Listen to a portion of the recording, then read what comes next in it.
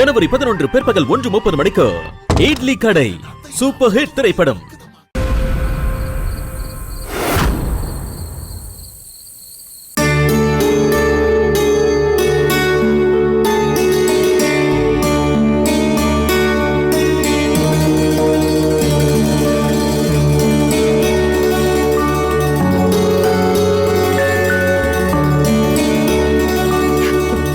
சத்யாக்கா, இன்னைக்கு பிசியோதெரபி பண்றவரு வரல, அதனால நானே உங்களுக்கு கை கால் பிடிச்சு விடுறேன்.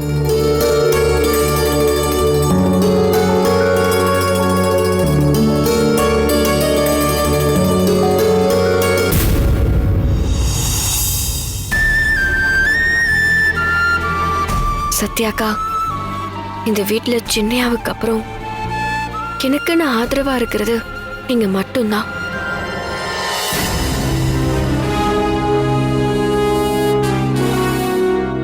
உங்களுக்கு இப்படி ஆனதும் இப்ப எனக்குன்னு யாருமே இல்ல.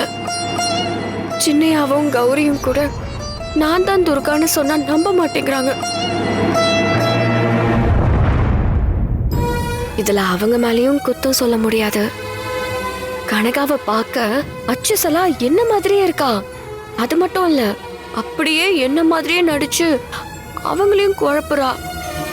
அப்போ அவங்க நம்பிதானே ஆகணும். இதெல்லாம் சொல்றதுக்கு உங்களை விட்டா எனக்கு யாரு இருக்கா? நீங்க மட்டும் நல்ல நிலைமையில இருந்தா என் பிரச்சனை எல்லாத்துக்கும் ஒரு நல்ல வழியை காட்டியிருப்பீங்க. நீங்க சீக்கிரமா எழுந்து வரணும் சத்யாக்கா.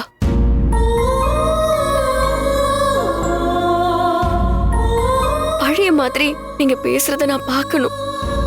உங்களுக்காக தினமும் நான் மாசாணி அம்மன் கிட்ட பிரார்த்தனை பண்ணிக்கிட்டே இருக்கேன். அவ உங்களை கைவிட மாட்டா.